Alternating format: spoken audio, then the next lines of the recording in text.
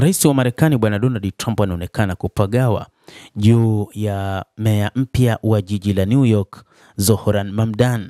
Sasa anasema Mamdani ataweza kufanya kazi nzuri sana. Rais huyo wa Marekani kwa mara ya kwanza ameamua kupongeza ushindi wa Mamdani katika uchaguzi wa kwanza wa ana kwa wapinzani wa kisiasa, ambapo rais huyo amesema Mamdani ataweza kufanya kazi nzuri ndani ya jiji la New York. Rais huyo amekutana na meya mteule wa jiji la New York, Zohran Mamdani, katika ofisi ya Oval ya ikulu ya White House mnamo Novemba 21.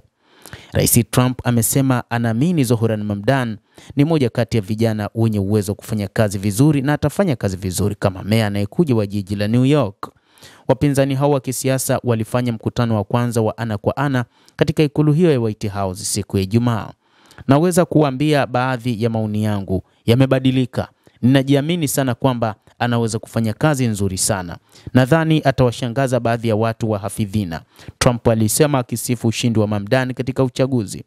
Msosialisti huyo wa kidemokrasia na mbunge wa jimbo asiyejulikana ambaye alishinda kinyang'anyiro cha umea wa New York mapema mwezi huu, Zohran Mamdani aliomba kuketi na Trump ili kujadili masuala ya gharama ya maisha na usalama wa umma katika eneo hilo ama katika jiji hilo la New York, miongoni mwa majiji makubwa nchini Marekani. Hata hivyo, moja kati ya maswali ambayo wengi walikuwa wakihoji ni namna gani Zohran Mamdani angekuja kufanya kazi na rais wa Marekani Donald Trump, ikizingatiwa kwamba rais huyo wa Marekani alikataa juu ya utawala wa Zohran Mamdani, jambo ambalo liliwashangaza watu wengi kwamba ni jinsi gani ataweza kufanya kazi na utawala wa rais wa Marekani Donald Trump. Alipoulizwa kufafanua ikiwa anadhani Trump ni mfuasi wa kifashisti kabla ya Mamdani kujibu, Trump aliingilia kati na kucheka akisema, hiyo ni sawa, unaweza kusema ndiyo, hiyo ni rahisi kuliko kueleza,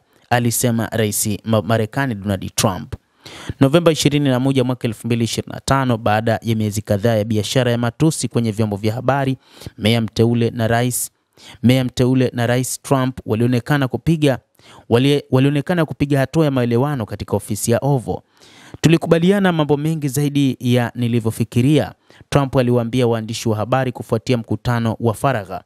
Tuna jambo moja tunatofautiana, tunataka jiji letu hili ambalo tunapenda kufanya kazi vizuri. Ulikuwa mkutano wenye tija uliolenga mahala pa kupongezwa na upendo wa pamoja ambao ni jiji la New York na hitaji la kutoa uwezo wa kumudu kwa wakazi wa New York, Mamdani aliongeza. Ushindi wa Mamdani katika mji huo wenye wafuasi wengi wa kidemokrasia mapema mwezi huu ulikuja licha upinzani mkali kutoka kwa wahafidhina na shauku ndogo kutoka kwa wanademokrasia wa kawaida. Trump alimtaja kama kichaa wa kikomunisti, akitabiri kwamba sera zake zingesukuma wakazi wa New York kukimbia mji huo kuelekea Miami.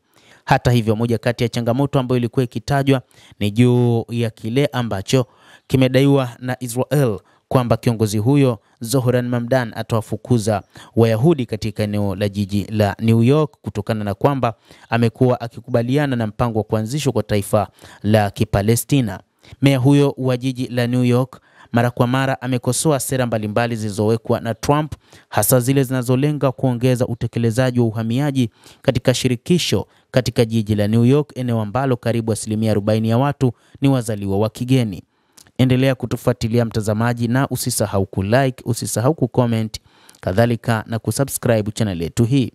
Utakuwa ukipata habari hizi kwa mapana kupitia The World News. Mimi ni Adam Hussein, endelea kuwa nasi wakati wote.